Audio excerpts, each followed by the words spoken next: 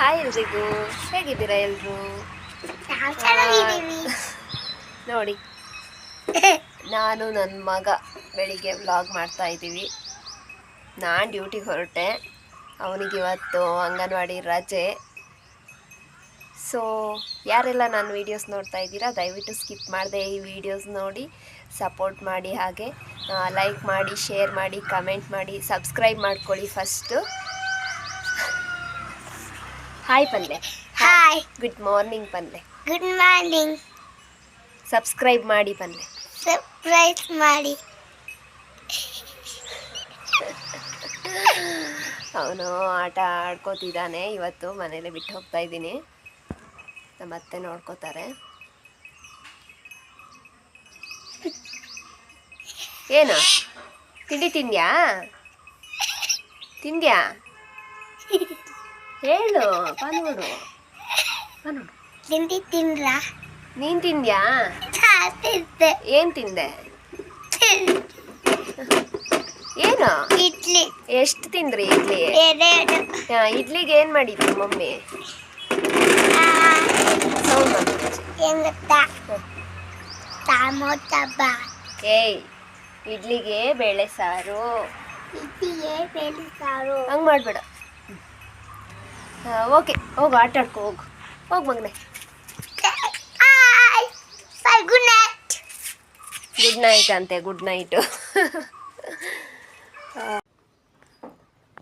ನೋಡಿ ಫ್ರೆಂಡ್ಸ್, ನಮ್ಮ ಮನೆ ಗಿಡದಲ್ಲಿ ಬಿಟ್ಟಿರೋ ಹೂಗಳು ಇದೆಲ್ಲ ನಮ್ಮ ಅತ್ತೆ ನೆಟ್ಟಿರೋದೆ. ನಾನೊಂದು ನೆಟ್ಟಿಲ್ಲ ಹೂವಿನ ಗಿಡ. ನನಗೆ ಟೈಮು ಇರಲ್ಲ, ನಾನು ಬೆಳಿಗ್ಗೆ ಬಂದರೆ ಹೋಗೋದೇ ರಾತ್ರಿ ಆಗುತ್ತಲ್ಲ. ಸೊ ನಮ್ಮ ಅತ್ತೆಗೆ ಹೂವಿನ ಗಿಡ ಅಂದರೆ ಇಷ್ಟ, ನನಗೂ ತುಂಬ ಇಷ್ಟ. ಬಟ್ ನನಗೆ ಟೈಮ್ ಸಿಗಲ್ಲ. ಇದೆಲ್ಲ ಅವ್ರದ್ದೇ. ನೋಡಿ ಎಷ್ಟು ಚೆನ್ನಾಗಿ ಹೂ ಬಿಟ್ಟಿದೆ ಅಲ್ಲ. ಅವ್ರಿಗೆ ತುಂಬ ಇಷ್ಟ ಹೂವಿನ ಗಿಡಗಳಂದರೆ. ಮಲ್ಪ್ಲೆ ಪಲ್ಲೆ ಮಲ್ಪ್ಲೆ ಮಲ್ಪ ಮಗ.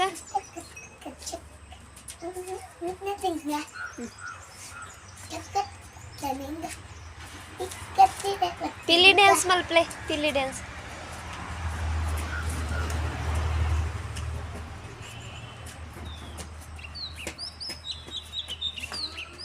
ಸಾಕು ಸಾಕು ಮಗನೆ, ಸಾಕು.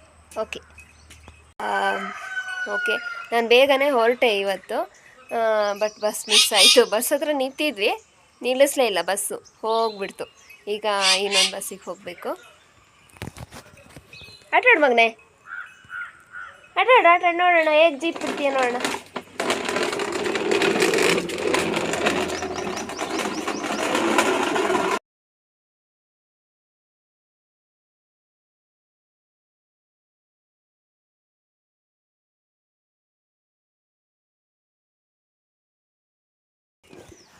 ಓಕೆ, ನಾನು ಶಾಪಿಗೆ ಹೋಗಿ ಸಿಗ್ತೀನಿ.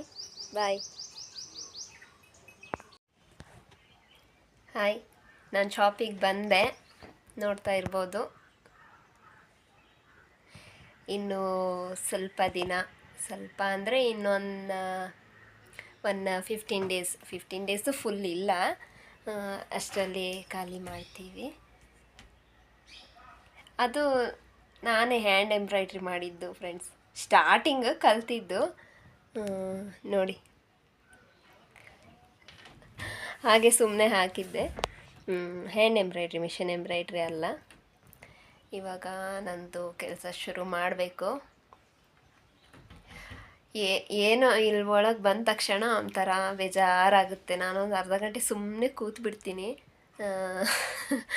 ಎಲ್ಲ 3 ಇಯರ್ಸ್ ಇಲ್ಲಿ ಕಳೆದಿರೋ ಪ್ರತಿಯೊಂದು ಮೂಮೆಂಟ್ ಕೂಡ ನನಗೆ ತುಂಬ ಪ್ರೀಷಿಯಸ್. ಸೊ ನೋಡಿ, ಎಲ್ಲ ರೆಡಿ ಮಾಡಿ ಇಟ್ಕೊಂಡಿದ್ದೀನಿ. ಇವಾಗೊಂದು ಬ್ಲೌಸು ಇದೆ, ಅದನ್ನ ಕಟ್ ಮಾಡಬೇಕು. ಕಟ್ ಮಾಡಿ ಸ್ಟಿಚ್ ಮಾಡಬೇಕು ಇವತ್ತೊಂದು ಸ್ವಲ್ಪ ಟಾರ್ಗೆಟ್ ಇಟ್ಕೊಂಡು ಬಂದಿದ್ದೀನಿ. ತಗೊಂಡಿರೋದೆಲ್ಲ ಫಿನಿಷ್ ಮಾಡಬೇಕಲ್ವಾ. ಫಿನಿಷ್ ಮಾಡಿ ಈ ವೀಕ್ ಒಳಗೆ ಎಲ್ಲರ ಕಸ್ಟಮರ್ಗೆ ಡಿಸ್ಟ್ರಿಬ್ಯೂಟ್ ಮಾಡಿದ್ರೆ ಮುಗೀತು ನಂದು ಇಲ್ಲಿದ್ದು. ಆಮೇಲೆ ಶಿಫ್ಟಿಂಗ್ ಕೆಲಸ ನೋಡಬೇಕು. ಶಿಫ್ಟಿಂಗ್ ಮಾಡೋದೇ ದೊಡ್ಡ ಸಮಸ್ಯೆ. ಅಂಗಡಿ ಹಾಕೋವಾಗ ಗೊತ್ತಾಗಲ್ಲ, ಆ ಫರ್ನಿಚರು ಈ ಫರ್ನಿಚರು ಅಂತೆಲ್ಲ ಮಾಡಿಸ್ಕೊಂಡಿದ್ದೀವಿ.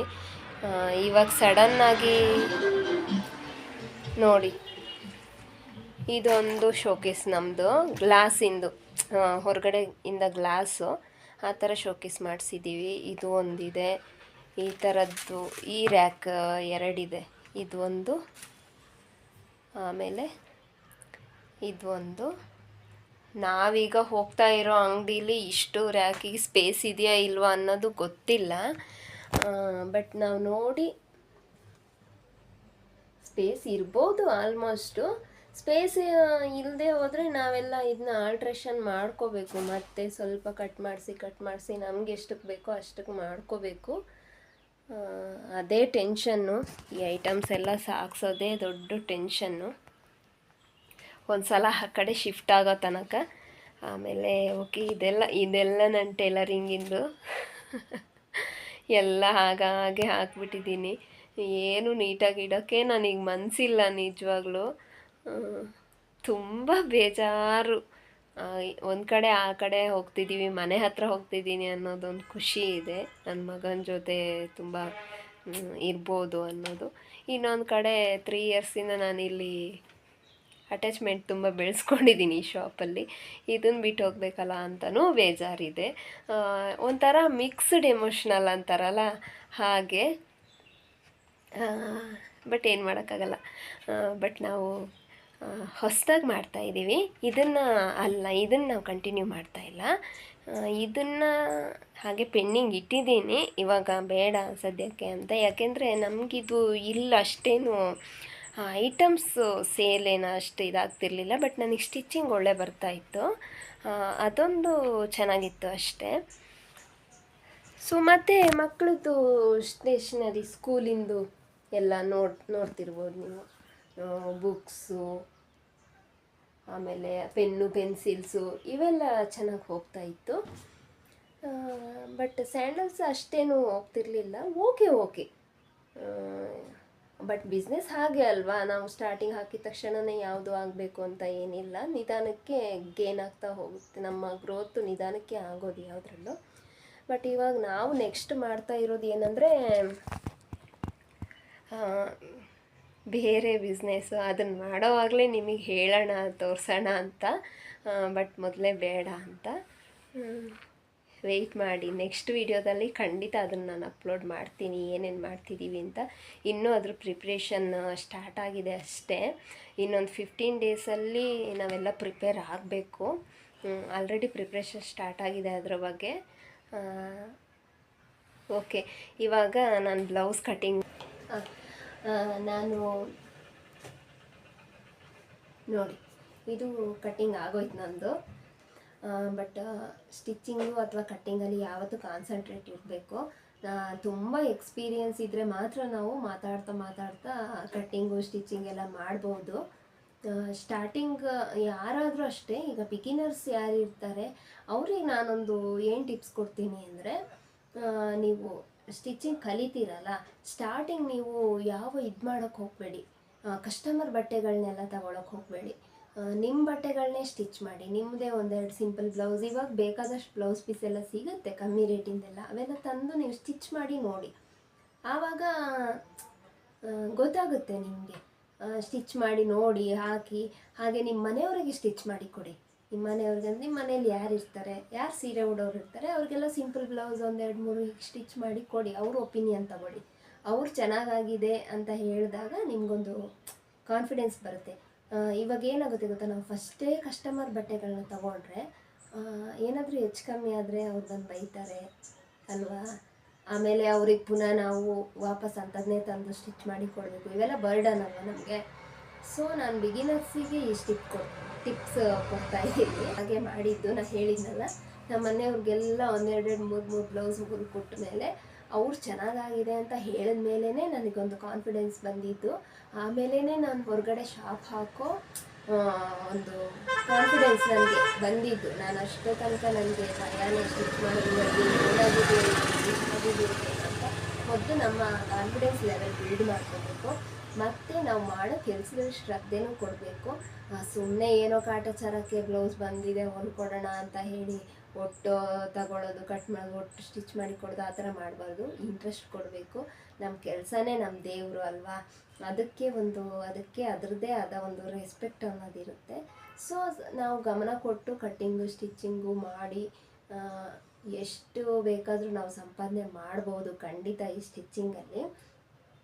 ಸಿಟಿನಲ್ಲೆಲ್ಲ ತುಂಬ ಮಾಡ್ಬೋದು ಸಂಪಾದನೆ, ಬಟ್ ನಮ್ಮ ಥರ ಹಳ್ಳಿಲೆಲ್ಲ ಆಗಲ್ಲ. ಯಾಕಂದರೆ ಇಲ್ಲೆಲ್ಲರೂ ಪಾಪ ಕಷ್ಟಪಟ್ಟು ಕೆಲಸ ಮಾಡೋರಲ್ವ, ಅವ್ರಿಗೆ ಜಾಸ್ತಿ ಹೇಳಿದ್ರೆ ಅವರಿಗೂ ಬರ್ಡನ್ ಆಗುತ್ತೆ, ತೀರಾ ಕಮ್ಮಿ ಹೇಳಿದರೆ ನಮಗೂ ಬರ್ಡನ್ ಆಗುತ್ತೆ. ಸೊ ನಾವೊಂದು ಮಿಡ್ಲ್ ರೇಂಜಲ್ಲಿ ನಾವು ಹೇಳಬೇಕು ರೇಟ್ಗಳನ್ನೆಲ್ಲ ನೋಡಿ.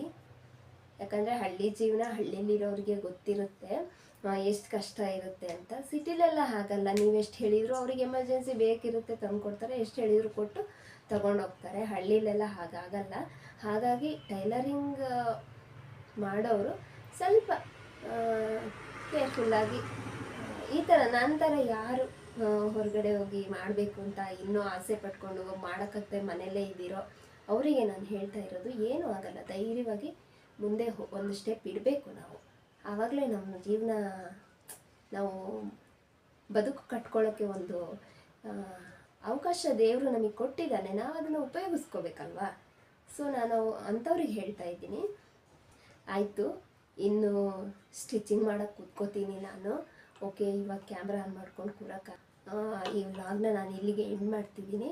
ನೋಡೋಣ, ಸಂಜೆ ಹೋಗಿ ವ್ಲಾಗ್ ಮಾಡೋಕ್ಕಾದರೆ ಮಾಡ್ತೀನಿ, ಇಲ್ಲಾಂದರೆ ಈ ವ್ಲಾಗ್ ಇಲ್ಲಿಗೆ ಎಂಡ್ ಮಾಡ್ತಿದ್ದೀನಿ. ಯಾರೆಲ್ಲ ನನ್ನ ಚಾನೆಲ್ನ ನೋಡ್ತಾ ಇದ್ದೀರಾ ದಯವಿಟ್ಟು ಸಪೋರ್ಟ್ ಮಾಡಿ, ಸಬ್ಸ್ಕ್ರೈಬ್ ಮಾಡಿ, ಹಾಗೆ ಶೇರ್ ಮಾಡಿ, ಕಮೆಂಟ್ ಮಾಡಿ. ನಿಮ್ಗೆ ಯಾವ ಥರ ವೀಡಿಯೋಸ್ ಬೇಕು ಅನ್ನೋದು ಕಮೆಂಟ್ ಮಾಡಿ.